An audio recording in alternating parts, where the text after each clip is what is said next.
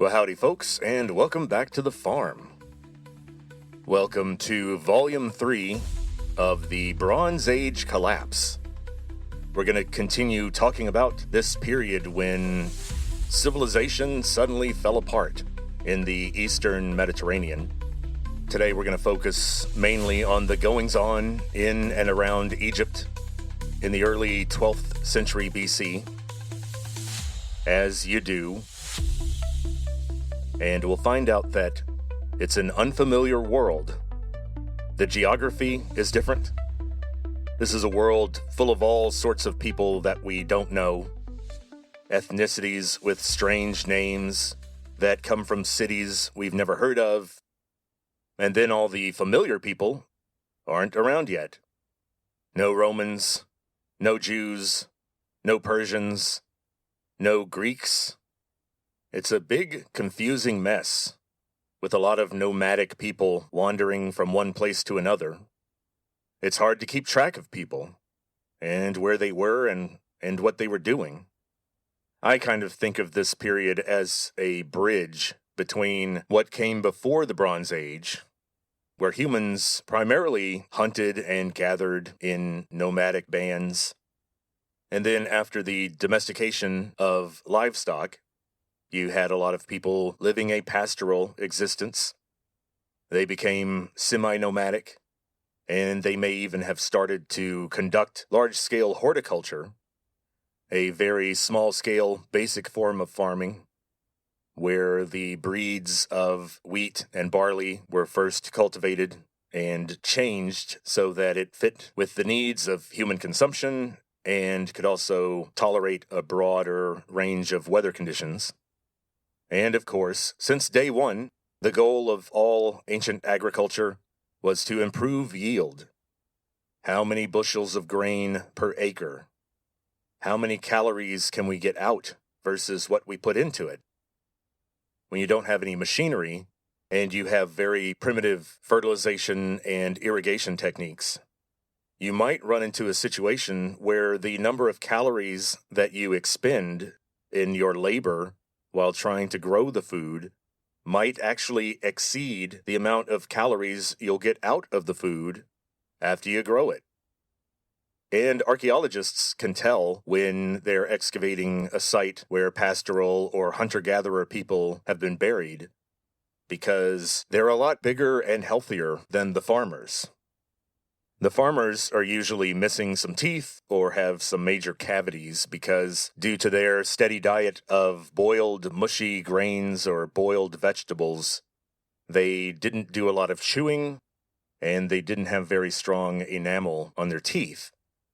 They also didn't grow very tall, and their bones weren't as dense. So, I think you're starting to get the picture that farming was not all that great of a way of life. At the time, agriculture wasn't as sophisticated as it became in later antiquity, or especially in the Middle Ages. That's when agriculture really started to intensify, after the invention of the modern heavy plow. So we're still in that period where people are still kind of figuring it out. People will switch from pastoralism to farming, and then when the farming doesn't work out for them, they'll go back to pastoralism. That might be one reason why urban societies like Egypt didn't like all the shepherds and the horse breakers and the cattle wranglers, because they weren't very loyal farmers. They weren't very committed. If a crop failed, they just pulled up roots and they left.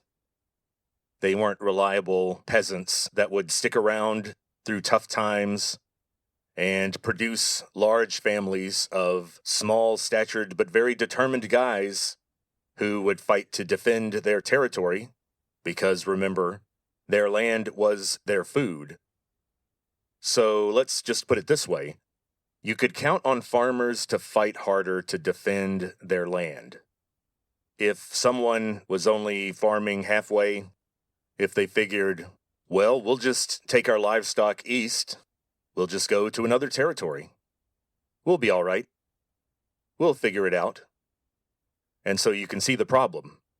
If you're the warlord that's trying to maintain an army, trying to defend farming territory, you want dedicated farmers. These pastoralists just don't have enough skin in the game. They're just not as dedicated, not as loyal. And we talked about this tension between people who raised livestock, your shepherds and whatnot, the tension between those people and the dedicated farmers.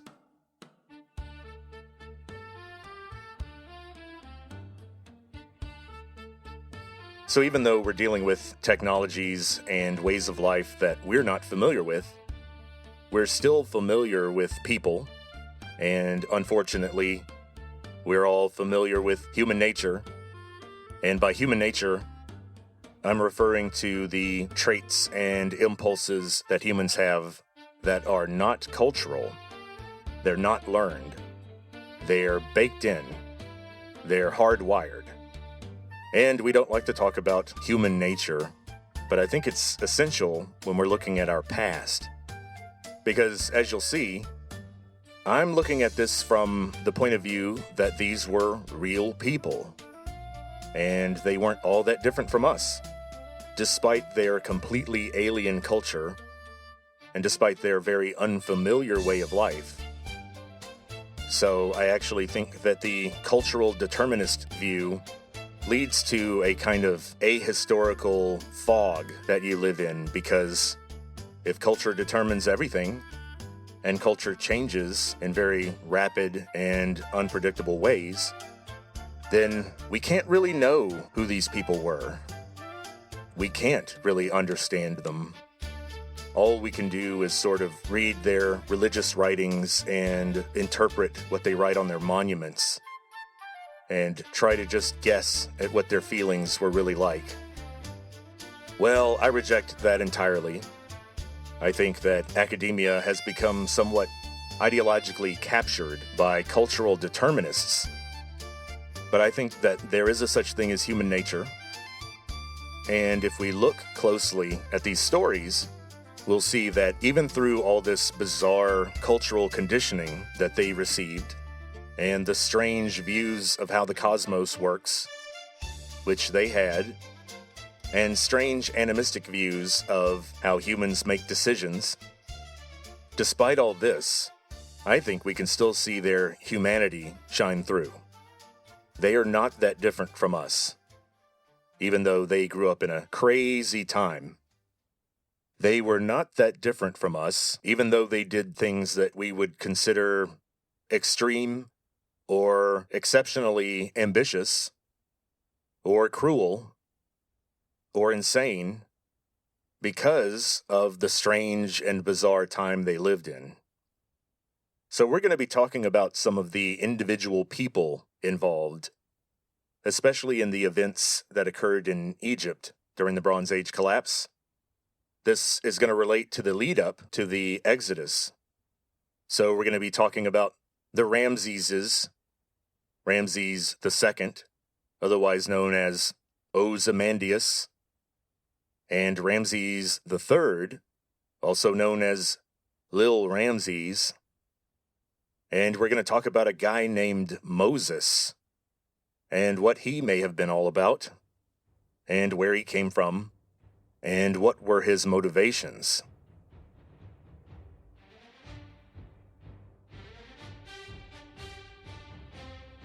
So today's episode is all about rebellion, and murder, and starvation, which leads to desperation, which leads to more murder, and more rebellion. And then there has to be, of course, retribution for the rebellion, which comes in the form of more murder. What's interesting is that because the Egyptian royals were involved, we have receipts. As I said in the last volume, the Egyptians kept very good records. In fact, they were kind of the standard of the time. So we have transcripts of a murder trial that we're going to talk about. This was a murder trial that occurred at the same time that Moses was leading his non-Egyptian religious faction through the Sinai Desert, trying to survive a minor nuclear winter. And in this particular murder case, the murder victim's body is extremely well preserved and sits in a museum to this day. And as we'll see, a recent CT scan of this person's 3,200-year-old remains has finally proved the cause of death in this homicide that occurred during the Bronze Age collapse. Now, before we dive into the details, I want to mention more about what I ended the last episode with when I was talking about how sophisticated the culture was. I think us contemporary people might have some serious bias when we look toward the past and we think about brutal warlords and people scratching out a living with this primitive form of agriculture they were using. And we talk about slave labor and cruel punishments. So we start to think, oh, well, these were just barbarians. Instead of animal skins and clubs, they walked around with wool tunics and bronze armor and little short, fragile bronze swords or bronze-tipped spears. And that might make it easy for us to say, well, these people had problems. They were very simplistic, brutish people who clearly didn't have very advanced art or mathematics or simple manners. But I think the reverse is actually true. These people had to learn more about folk psychology and the narratives that they received from their ancestors. There were more songs that they were expected to learn. Ways of eating or butchering a lamb, how to build an altar to a particular god, how to make your own wine or beer, how to tan leather, how to thatch your own roof, catch your own fish, make your own charcoal. But then when all the work was done, and they did have more spare time than we do, and so what do? They had to make their own music when they partied. More people knew how to play musical instruments. More people were bold, skilled singers. Life was a lot tougher. People were harsher toward each other. Every child back then knew that there was nothing special about them. In fact, they were told repeatedly that they were created out of dust, and to dust they will return, that they were full of faults and failures, and the best thing a human can do is trust the authorities around them and fear the gods. The only way to get away with being goofy or irresponsible or lazy back then was to be born wealthy, to be born a noble. Dumb nobles could hang around quite a bit and do a lot of damage.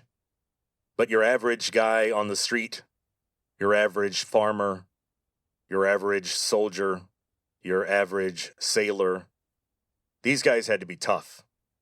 And they had to pack more information in their brains than we do. And that sounds strange, but the more you investigate the past, the more you see that because the technology was crude, people had to make up for that by being sophisticated people themselves. What they couldn't look up in Google, they had to just memorize. Sailors had to do math in their heads all the time. And I think this is a good time to trot out the etymology of the word intelligent. In our world, where we're just sort of the blob people at the end of WALL-E, waiting for Amazon to dump something in our lap, in our world, we think of intelligence as basically the ability to manipulate information in your head quickly and accurately. It's the ability to solve a complex math problem, or write an essay on something that's very clear and cogent. Well, even though intelligence is a French version of a Latin word, That is not what the Romans would call intelligence. Interlegens really just means someone who is choosy, someone who is careful in their selections. So notice right away, the Roman concept of intelligence has nothing to do with the ability to do calculus in your head. It has to do with making good, practical life choices. So, if someone was a genius and they knew 5 different languages fluently and they could do advanced mathematics and they had memorized Shakespearean plays and they were also a test pilot for the Air Force, but then turns out that they had a gambling problem and he never quite got a hold of it, and one weekend he goes to Vegas and he loses his house and now he's on the streets. Well, the Romans would not consider that guy intelligent. He was not interlegens because intelligence is about making the right move in whatever chess game you're playing. For the Romans, and for people in antiquity in general, intelligence was about actions. You judged people by their actions, but not really for their thoughts or feelings. To the ancient world, your thoughts and your feelings were your problem, and you kind of just want to keep those to yourself, because all of your actions were going to be judged quite harshly, actually, as we'll see. And so enough about general culture stuff. I think as I go through the details of the stories I'm going to tell, you'll see that these people were very heavily influenced by cultural ideas.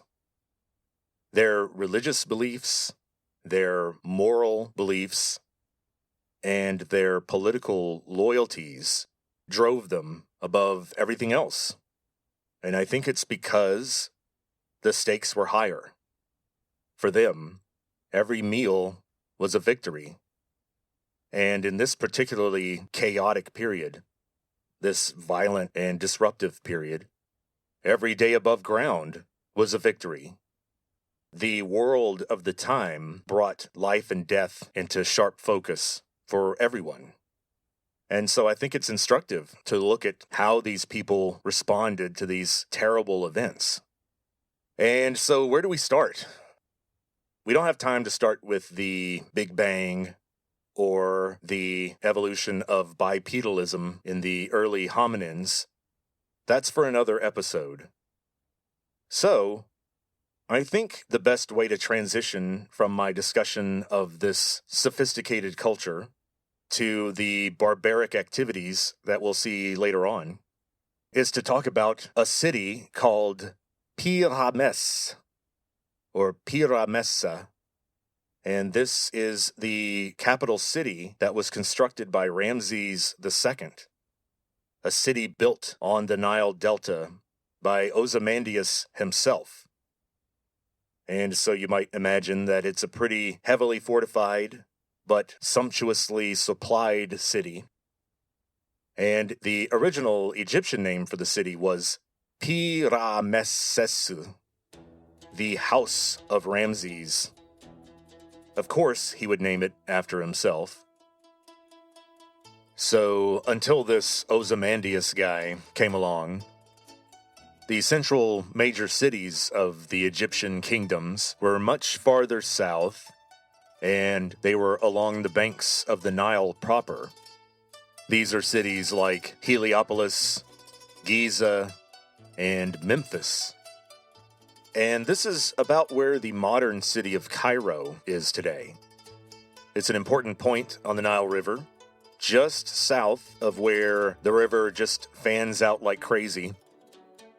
And what had happened was that with all these incursions and raids by Libyans and the Sea Peoples and various forms of Canaanites, Ramses II thought it was well past time to build a heavily fortified, extravagant, massive city way far north, farther north and farther east than these older Nile cities.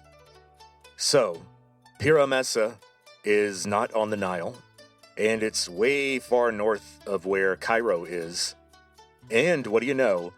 It sort of looms right over the border with regions to the east, like Goshen or Sinai.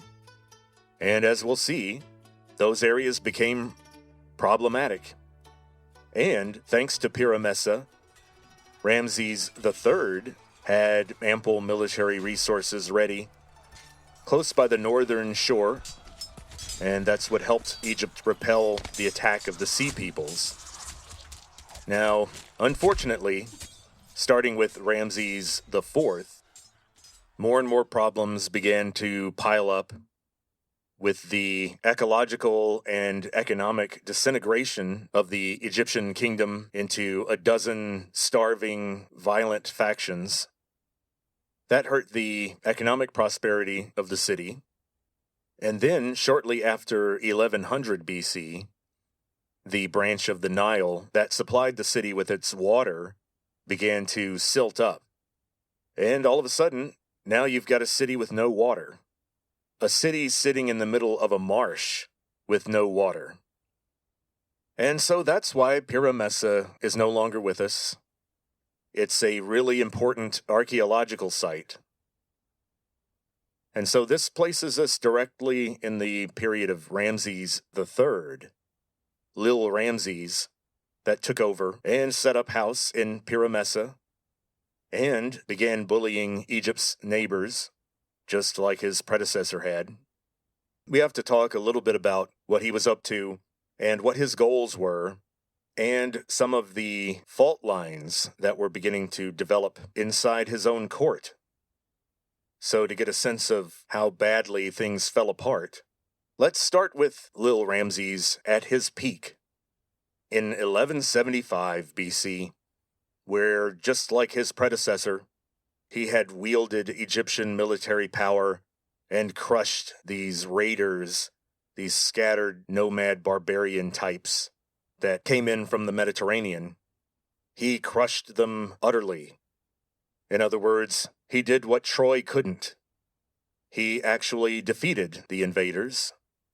And so now, he had some hard choices to make, because these invaders brought a lot of their people with them. Only a portion of the mass of humans that landed in northern Egypt were actual fighting men. There was a small population that was left over, and Lil Ramses had some choices to make about what to do with these people. Should he just execute them all on the beach? What would you have done? Well, Lil Ramses made a choice that may have been partly humanitarian, but was mostly practical, enforced by necessity. And it was a choice that gave him some economic help, which is what he was desperately needing at the time. So he decided, well, we can either have mass executions, or we could extend some spare land on the peripheries of Egypt to them and settle them into basically what would become slave colonies. And as we'll see, these slave colonies brought down the value of local Egyptian labor. And when things went real bad, as we'll see, when all the food runs out, that's when the knives come out. And that's definitely when foreigners are no longer welcome. And so let's talk about all the problems that started to reveal themselves to Lil Ramses as he tried to lead Egypt through this difficult period. And so this brand new, heavily fortified, luxurious city was built by Ramses II, and his successor, Lil Ramses, used the city as his headquarters during his reign. And so the city, Pyramessa, was aptly named because Pyrameshesu means the house of Ramses, the house of the son of Ra. And that's kind of a cool name. And as I mentioned, this city of Pyramessa was much more strategically located than the older capitals, which were much farther south along the banks of the Nile. Pyramessa was not technically on the banks of the Nile.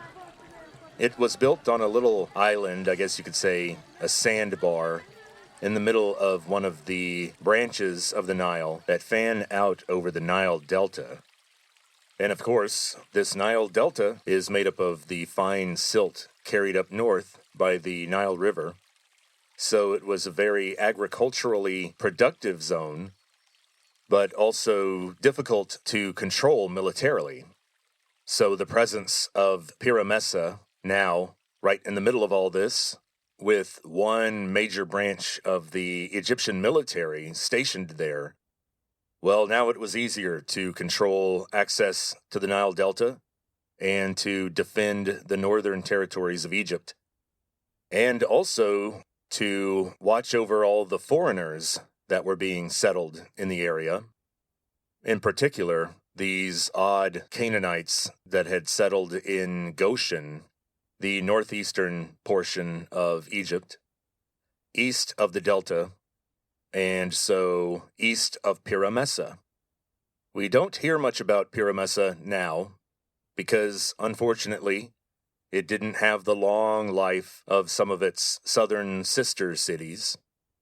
This branch of the Nile began to silt up shortly after 1000 BC, which left the city without water and without any irrigation for agriculture in the agricultural suburbs of the city. And so the city wasn't really possible anymore.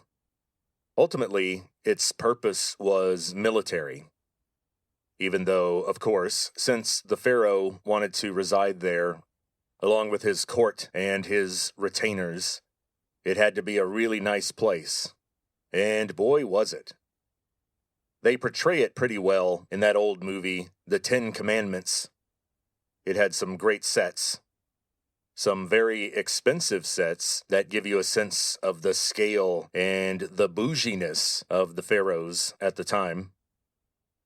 Ramses II, also known as Ramses the Great, reasserted Egyptian power in the eastern Mediterranean, and even in the west, because Ramses II was trying to control piracy in the western Mediterranean, which was perpetrated primarily by the Shardana, otherwise known as the Sardinians, from their island west of Italy.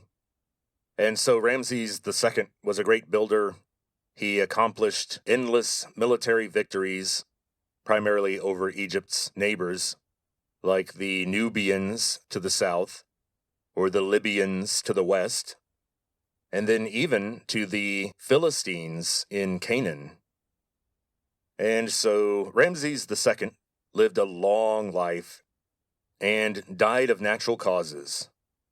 Then after his death, Egypt was in a succession crisis, and Lil Ramses stepped forward. He claimed the throne, but his reign was a little different. Lil Ramses was also very aggressive militarily, but a lot of his actions were strictly defensive or punitive. Some of the destruction we see during the Bronze Age collapse was not just raiding and pillaging by the likes of Odysseus or Agamemnon. Remember that some of the sea peoples didn't come from the west, but were actually looters and pillagers from Canaan, and the Egyptians called them the Peliset. But we know them as the Philistinoi, or the Philistines, or occasionally you might hear Philistines. And they were always portrayed as problematic people in the Old Testament. And maybe they were, because Egypt also talks about them as if they only caused problems. We have an inscription from a monument, a massive monument, that was created for Lil Ramses after his assassination. And it was built by Ramses IV, who actually was the son of Ramses III. This inscription describes some of Lil Ramses' military activity and what he got up to. And it says, quote, "I extended all the boundaries of Egypt.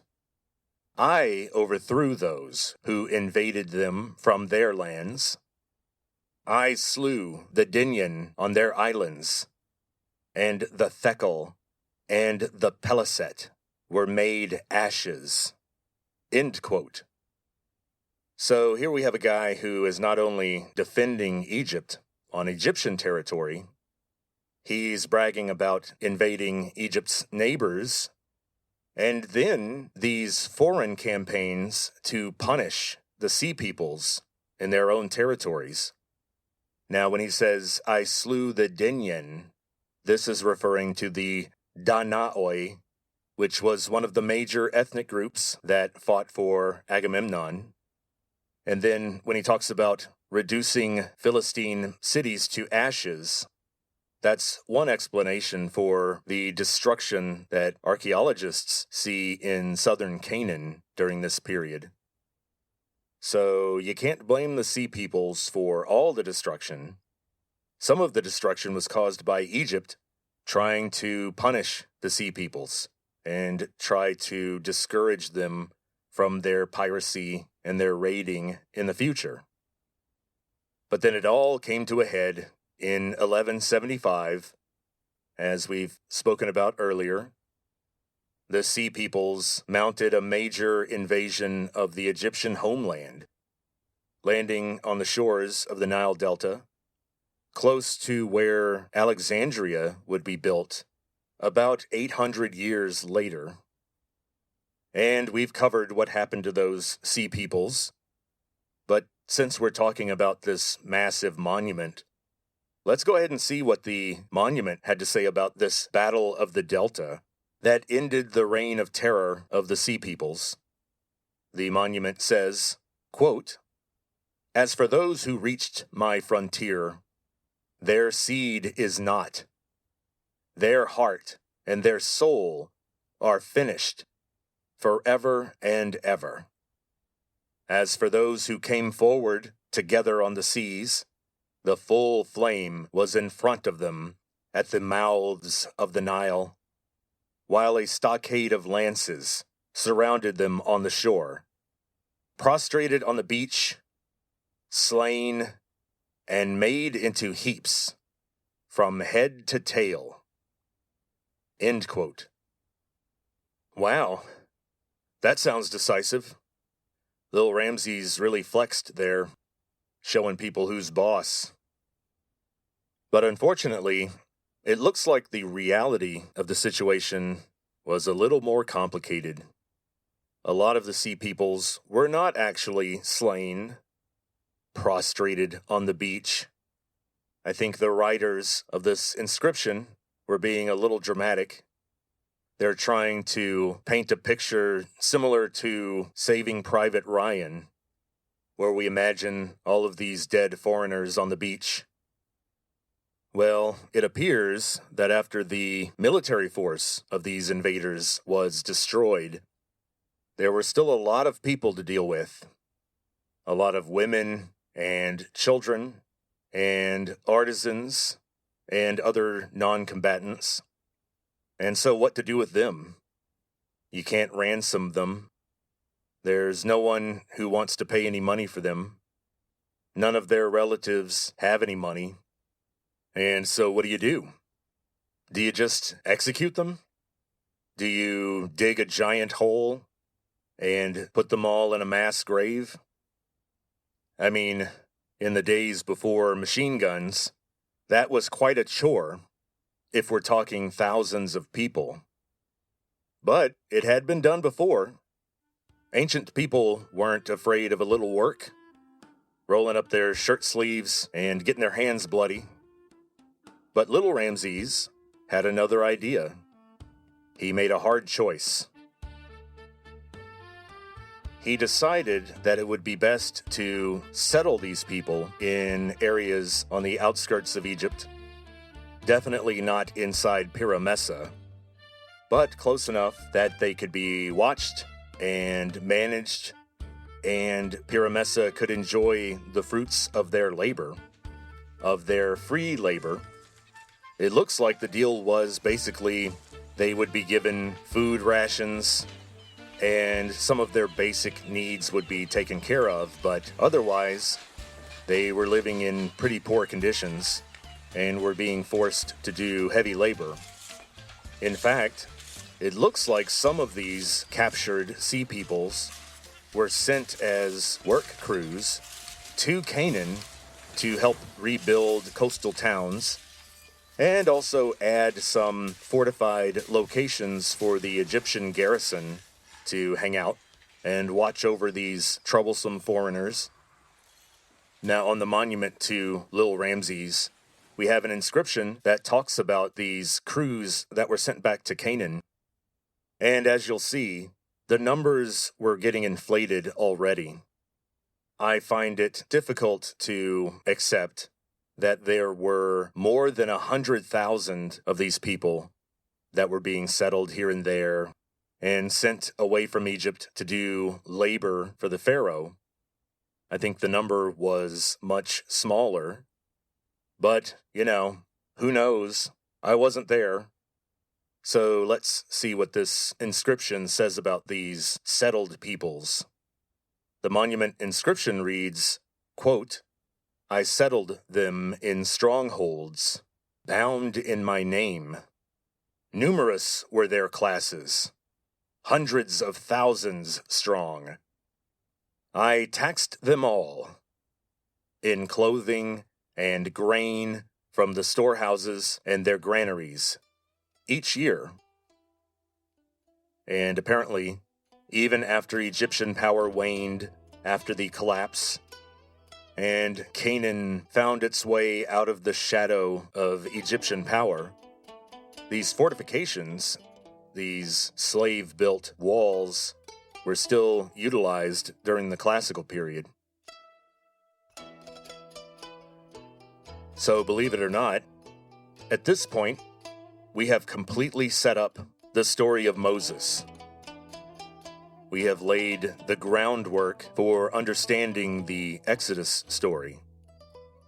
But the actual start of the events of the Exodus story and the emergence of this man named Moses starts 17 years later.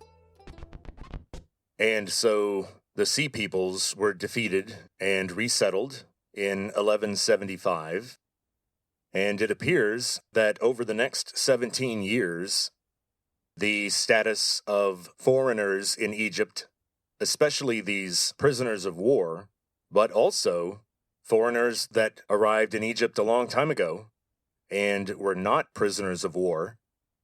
In fact, they were welcomed guests a long time ago. And of course, we're talking about the descendants of Jacob, aka Israel. And how do we know things got really bad, other than what the Old Testament tells us? Well, once again, we're talking about the Egyptians, so we've got written records that we can match up to what was handed down orally and finally written down hundreds of years later in the form that we see in the Old Testament, in the Pentateuch. The Egyptians talk about the first labor strike in history, and it happened in 1158 BC, 17 years after the defeat of the Sea Peoples. I find that interesting because in antiquity, 17 years is plenty of time for these prisoner children to have grown into angry, bitter adults who hate the Pharaoh. And 17 years is long enough for the people who could form new families in those conditions to do so. And now they have children whose future they're concerned about. And during that time, Egyptian power continued to wane, mainly due to all the military ambitions of the pharaohs. trying desperately to get these wandering, angry foreigners under control all over the Mediterranean. It's almost noble watching Egypt try to stop the Bronze Age collapse, but they couldn't. And a lot of scholars argue that Egypt broke itself trying to stop the decline, trying to bring order back to the Mediterranean. It was never quite the same. And the problems with food distribution and the problems with an empty treasury, there was hardly any gold left in Pyramessa. And so, the labor strikes started not among the sea peoples. They weren't getting paid for their work. The labor strikes started inside Egyptian city centers, like Pyramessa, and the strikers were ethnic Egyptians, some of them respected artisans, who were paid cash by the pharaoh for their work. But my thought is, if conditions were that bad for ethnic Egyptians who just happened to be on the lower end of the socioeconomic pyramid, no pun intended, think about how bad it must have been for those descendants of foreigners who were not getting paid gold from the pharaoh. And I have a very strong suspicion that when the food started to run out, when the pantry got a little empty, these foreigners were going to be the first people to go hungry. I don't think the labor strikers were starving. They felt that the pharaoh's government wasn't keeping up their end of the deal for these high-level workers in the city centers. So we have to imagine that we now have entire regions of starving, angry people on the peripheries of Egypt. And these are people with no cultural loyalty to the pharaoh. As we'll see, they very adamantly do not follow the Egyptian religion. And in the east, in Goshen, we've got this whole group of odd Canaanites who appear to be monotheists. They only believe in this one Canaanite god, and they're real snooty about everyone else's gods. And so, as I mentioned before, Egypt has become a powder keg, especially northern Egypt, on the delta, where Pyramessa is, and all these foreigners. And then, into this gigantic powder keg, steps a man named Moses. And I agree with most scholars that Moses was a real person, heavily mythologized, of course, but not quite as mythologized as people like Odysseus or Achilles. Moses was given special powers by God, but he was not like Achilles, whose father was human, but his mother was a demigod, who gave him special invulnerability powers by dipping him in the river Styx, the river Styx, Styx. Now, we don't have the same wild stories about Moses' inherent divinity or powers. He was just some kind of regular dude that God chose to do something that everyone thought was impossible. And I'm going to talk about my own theories as to who Moses was. And I think some people might find it to be a fanciful and romanticized account of Moses. But I'm coming with some receipts. I've got some evidence. I'm going to be looking specifically at the written sources that we have. And of course, the main one is the book of Exodus, which was written down hundreds of years after the events. So, of course, we have to approach them with that in mind. But I think the essence of the story is something that we should pay attention to. So, who was Moses? The traditional dates for Moses usually span from the early 14th century to the early 13th century BC. basically the high 1300s to the high 1200s. And so this traditional dating of Moses, using the rabbinic tradition, puts Moses about 100 years earlier than the theory that I go with. I call it the late Exodus story instead of the early Exodus story.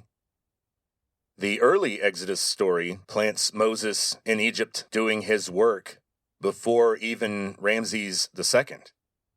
But the name of the actual pharaoh, or which pharaoh we're talking about, is not the real issue.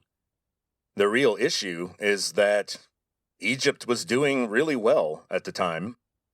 It would be hard to find events that would be good candidates for the plagues of Egypt before Ramses III.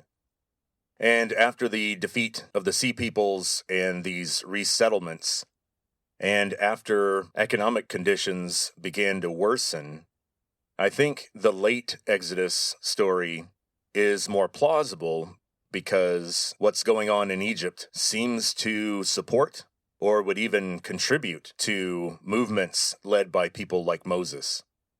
Because, as I said, it was a powder keg. And so you can see that I think that there was a lot of compression of the story, and events were sort of conflated. But the general outline is there. Around the time of the Hyksos, the descendants of Abraham, Isaac, and Jacob settled in northeastern Egypt, away from the Nile, and not too far from Pyramessa. Then, as the Hyksos fell out of power, you had 400 years of decline in social status and economic prosperity. And now that the food is getting real low and the treasuries are empty, that's when tensions reached an all-time high and violence began to erupt between the ethnic Egyptian population and all these foreigners, and especially those people who refused to follow the Egyptian religion and had their own monotheistic ideas. They were a problem.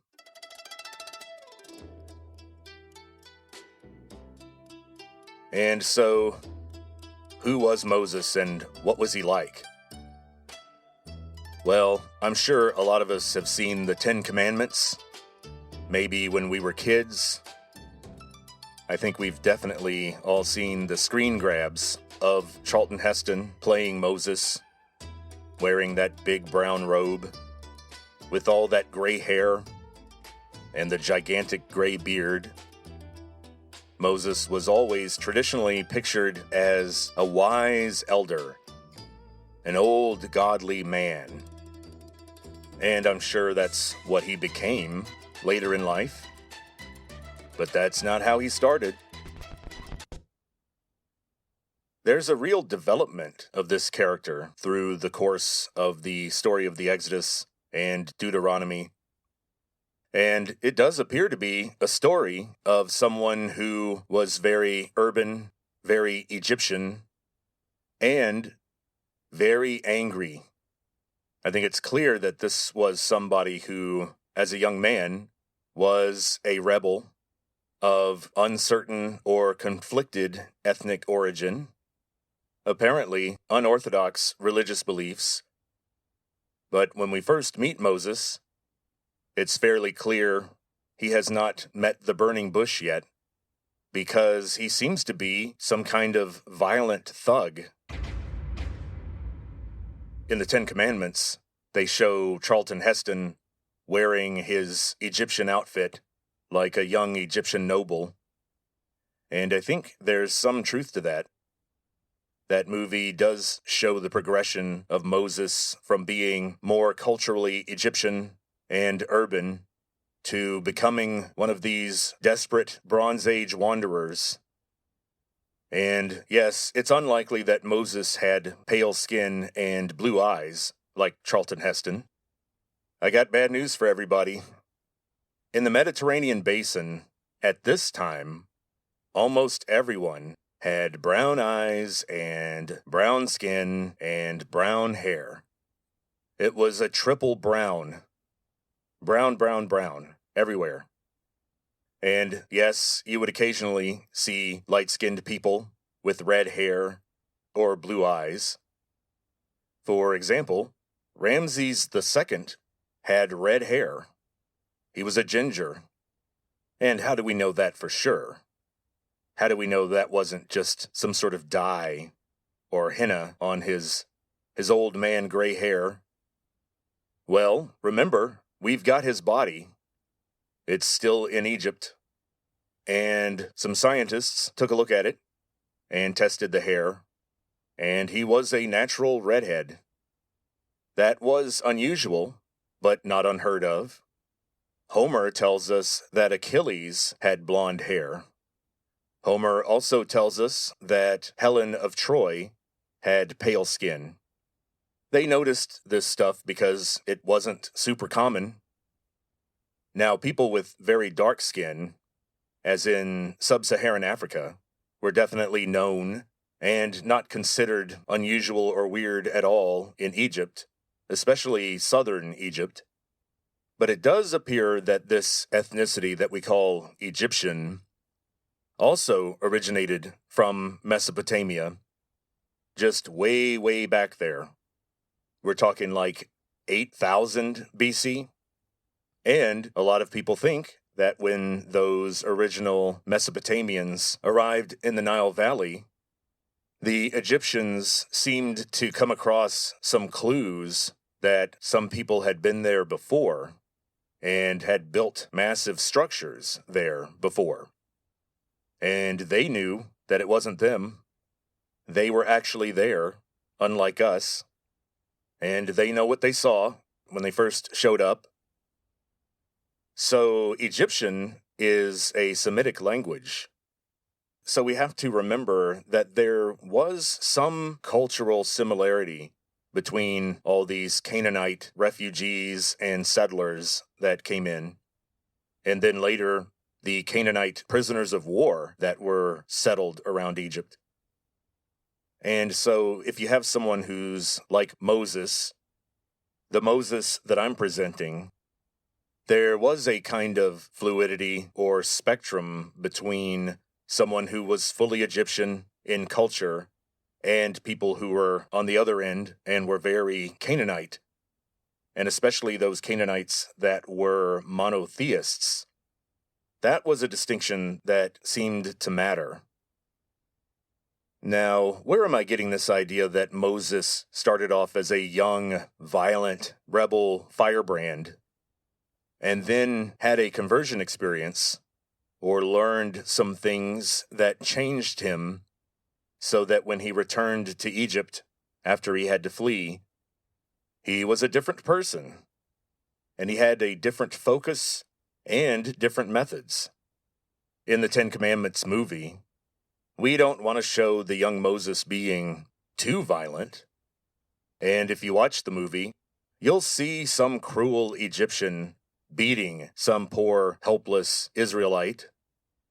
And Chuck Heston, as Moses, rushes in and intervenes on behalf of the poor Israelite. And he struggles with the Egyptian, trying to get him to relent and show some mercy. But the Egyptian is just too cruel, too angry. And in the fight, Moses accidentally kills the Egyptian. Like they always say on that true crime show, The First 48, when the murderer finally confesses, because he's forced to admit that he was holding the gun when the murder occurred, the suspect finally breaks down and says, "The gun just went off." And so that's what we get in the movie, The Ten Commandments. We get a case of, whoops, the gun just went off. So we're left with a case of manslaughter. And Chuck Heston is so scared of the Egyptian authorities that he flees to the east. Well, let's look at the text of Exodus and see what it actually says. And here's what it says. "And it came to pass in those days, when Moses was grown, that he went out unto his brethren, and looked on their burdens, and he spied an Egyptian, smiting a Hebrew, one of his brethren. And he looked this way and that way, and when he saw that there was no man, he slew the Egyptian, and hid him in the sand. What? Huh?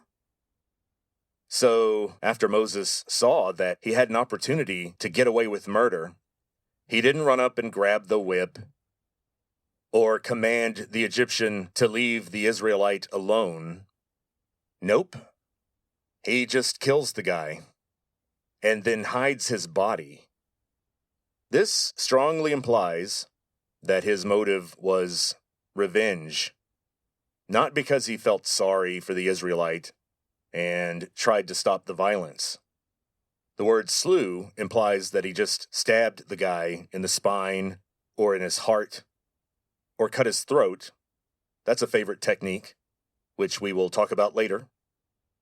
Or maybe Moses had one of those little brittle bronze swords and he knew how to use it, apparently, and he knows how to hide a body. So Moses isn't worried about the danger. He is the danger. Moses is the one who knocks. So I think this story actually happened, because it's kind of inconvenient, given the person Moses would become later. I think this story is a faint echo of the fact that Moses started as a violent leader of rebels. And I would imagine that he was probably involved in many violent altercations with Egyptians, in particular, Egyptian authorities that represented the Pharaoh. So I'm claiming that Moses was hardcore, much more than we would generally think. And I think that there is some information about Moses, some hidden truth about Moses, that we can uncover by looking very, very closely at his name and where it came from. The name was originally Moshe, and the name was later Hellenized, i.e. Greekified, to Moses. Why? Because the Greeks couldn't pronounce the sh sound, sh, and that will actually become extremely important in later volumes. Being able to pronounce sh, being able to say shibboleth instead of siboleth would become a matter of life and death. Also, Greeks were obsessed with making sure that every male name ended in either S or N. Now, the actual origin of the name Moshe is mysterious, because the name Moses is exactly as old as Judaism. We don't find documents about Yahweh or about the Israelites that don't include a mention of this guy, Moshe. And so it's logical to go ahead and consider Moshe a Hebrew name. But it is generally accepted now that Moshe, or Moses, was an ethnically Egyptian name, with connections to the Egyptian religion. A lot of scholars think that Moses comes from the Egyptian root Meshe, or Meshesu, and it means son of, or follower of. So, for example, there was an Egyptian ruler named Tutmoses, Tutmoses,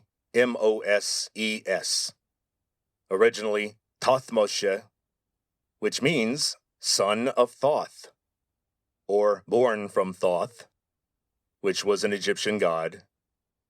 Or, if you claimed to be a descendant of Ra, the sun god, you might call yourself Rameshesu, and the Greeks would pronounce that Rameses. So, Moses is kind of a placeholder name. It sounds like a nickname, like Sonny Boy, Daddy's Boy, son of his father, who will not be named, or son of no one. I can't help but wonder whether Moses was born with an Egyptian deity in his name. What if he was born Seth-Moses, the son of Set, or a follower of Set? And when he converted to this Canaanite monotheism, he would have found the worship of Set to be completely abhorrent. He wouldn't want to be associated with that. And so he changed his name. And this unusual name represented his break from his ancestral religion and his embrace of monotheism. It's also kind of a cool nom de guerre. For example, Paul Atreides chose the war name Muad'Dib, which means the desert mouse, or a certain species of desert mouse that lives on Arrakis. I think this alteration of his name might give us some kind of clue about his spiritual journey and his ethnic allegiances. Well, that's it for this week. We've definitely set the stage.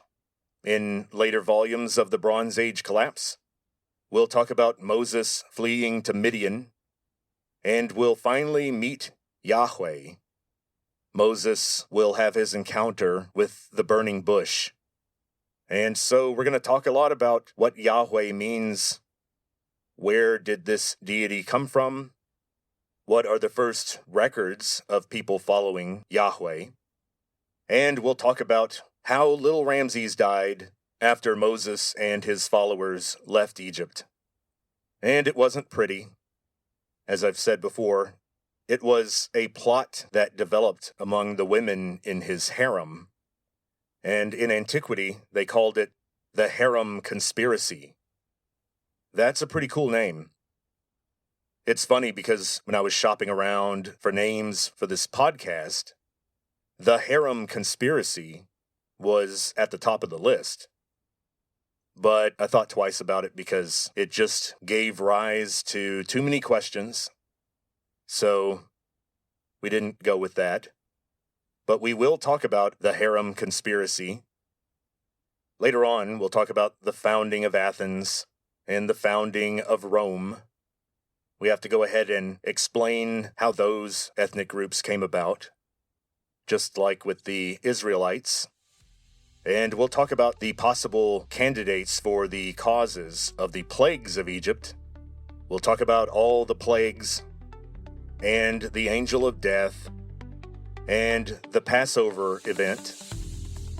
And so the next volumes will get a little more personal, a little more intense. And so, hopefully, we'll all end up with a better understanding of this bizarre and difficult period of history. As you can see, it's a mess, and there's a lot of uncertainty, but that's how I like it. That's my wheelhouse. And so, until then, talk to you later.